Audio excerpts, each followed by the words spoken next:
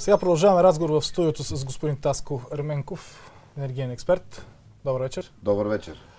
Според вас, какво се дължи ниската избирателна активност? Дезинформация или липса на каквото и да било желание за развитие на ядрена енергетика? Не, в никакъв случай не може да говорим за липса на желание за развитие на ядрена енергетика или на икономика. Въобще ниската активност по принцип се дължи на, как да го нарека, от една страна дезинформацията, която заля обществото, от друга страна шизофреничното поведение на премиера, който в продължение на 2 месеца успя 4 пъти да си смени мнението от да за не и през въпросите да ще подкрепим въпроса такъв какъвто е и после ще го сменим въпроса.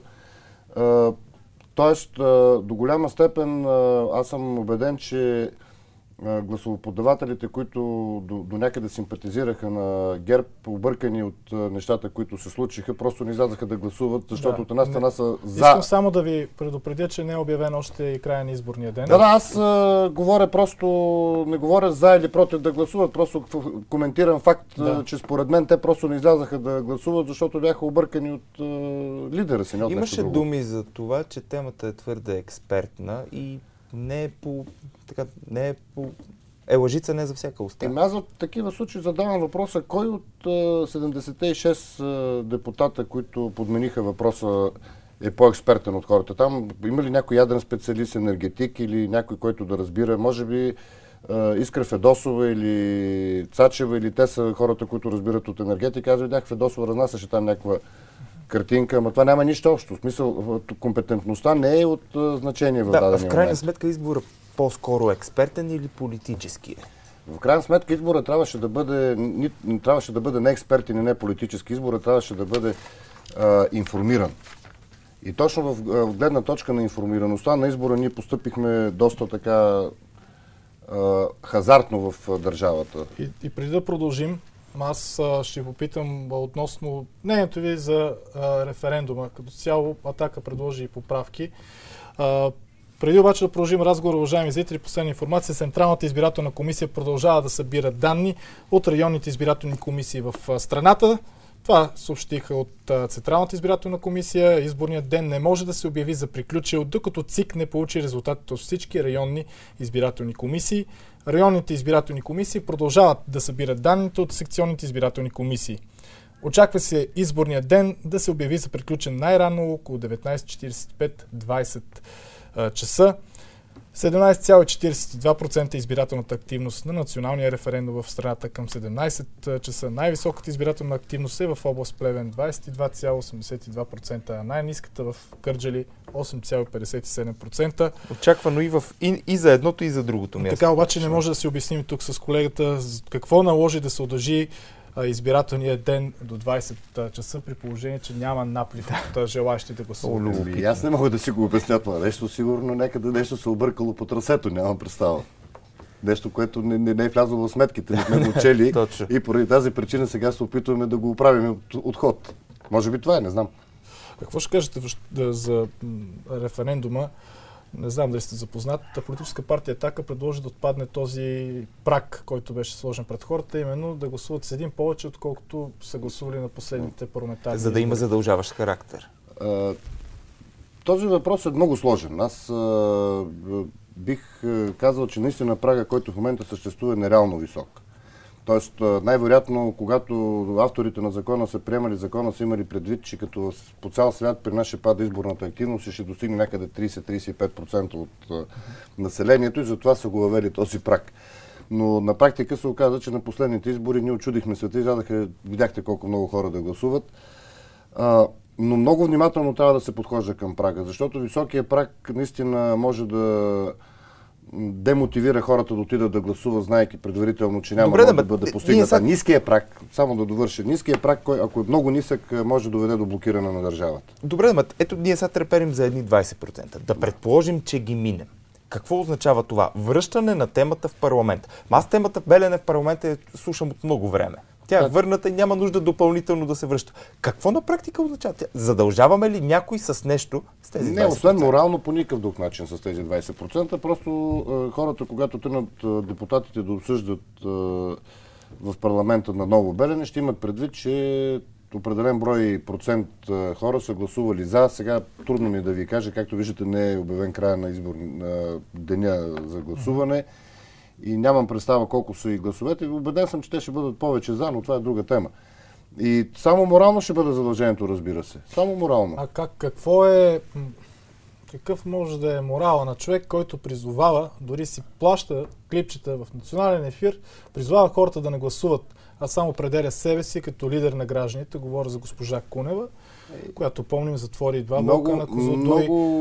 Беше в борда на директорите на една банка, която построи пък централа в Румъния и така. Много такъв въпрос съвсем резонен. Аз не мога да си представя как може да си лидер на партия, която още повече наричаш, че за гражданите на България, на гражданите, и в същото време да призоваваш хората към бойкотиране на най-прекия начин на демокрацията. Защото всъщност демокрацията в България по принцип е представителна в момента, тъй като ние избираме депутати, които ни представляват и от наше име, когато сме ги избрали, управлява държавата, но тук в референдума вече има пряка демокрация. И тази пряка демокрация е най-висшата форма на демокрация, когато хората имат възможност да изкажат своето мнение, да изкажат своето виждане и когато политиците не само, че не трябва да ги спират, а трябва да ги подтикнат да отидат да покажат своята същност. Защото няма демокрация, ако няма гражданско общество и гражданско общество, ако няма заинтересованост хората да участват директно в управлението на държавата. А от друга страна може да си помислим, че това гражданско общество по площадите, което ходи да защитава горите, това е прекрасно, но не ходи да протестира за цената на тока, може би някакво камуфлажно.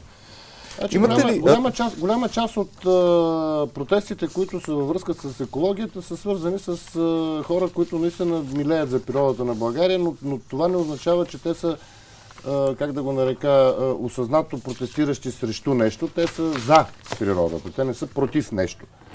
А от гледна точка на, пак казвам, пряката демокрация, ние сме много далече от нея в момента. Ние даже сме в етапа, в който... По-близко ли ни по-близко ли ни бута... Този референдум? Не този референдум, а този цитат, който ще ви дам сега.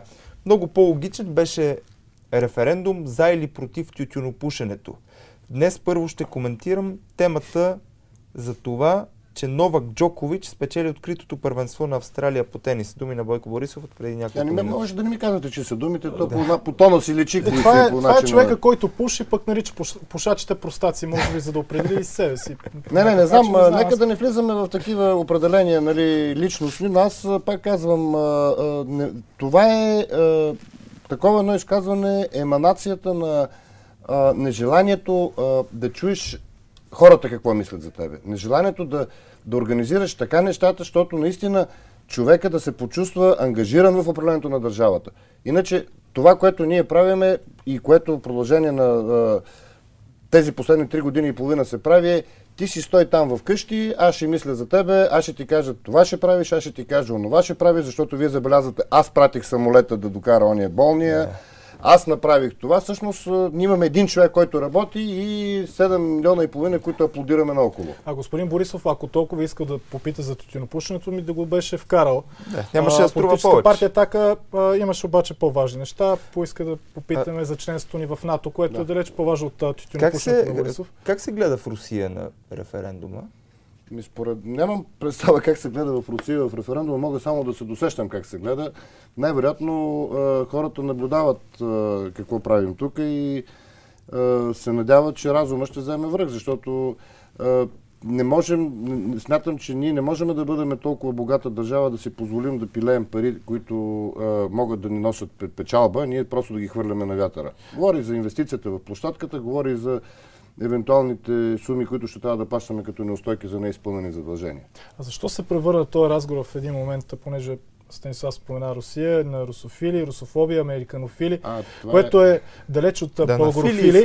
Да не говорим, че сега, ако трябва да помислим разумно през последните години, какво? Америка, техните посланици си позволяваха да ни кажат да си променим конституцията, тук да направим гей паради и така нататък. Тоест, защо така се измести център? Ами, вижте, този въпрос има някакъв много дълбок генезис изобщо в възникването на българските партии още от освобождението. Защото ние нямаме класов характер на партиите, които са възникнали след освобождението, предвид на развитието си на държавата. Тогава партиите са се разделили на русофоби и русофили. И това продължава и днес. Това продължава и днес, реално погледнато. Вие виждате, че най-десни партии, когато идват на власт, в това число партията на Иван Костов, когато беше на власт партията на Костов, те приеха най-социалните мерки, най-лява политика провеждаха и обратно идва Българската социалистическа партия на власт и слага плосък данък. Тоест, вие забелязвате, че тук няма даже идеологически разделения. Онзи генезис от едно време, който е останал на русофили и русофоби, продължава да оказва своето влияние върху днешния политически живот. Може да не съм прав. Да не се окаже, че няма русофили, русофоби и американофили, ами просто далаве-раджи, защото като говорим за господин Костов, какъв русофоб е, след като продаде Нефтохим на руснаците, и от тук дойдоха много проблеми за българската икономика. Така че... Далаверите ги има навсякъде и между другото един от митовете, които се разпространяваха, че Белене е вредна, защото имало корупционни сделки. Вижте, може да има, сигурно има. Но това е въпрос не на Белене дали ни трябва или не ни трябва. Това е въпрос на съдилища, на прокуратура, на следствие да установи какви са и ако ги има, какви са корупционните практики и да ги накаже.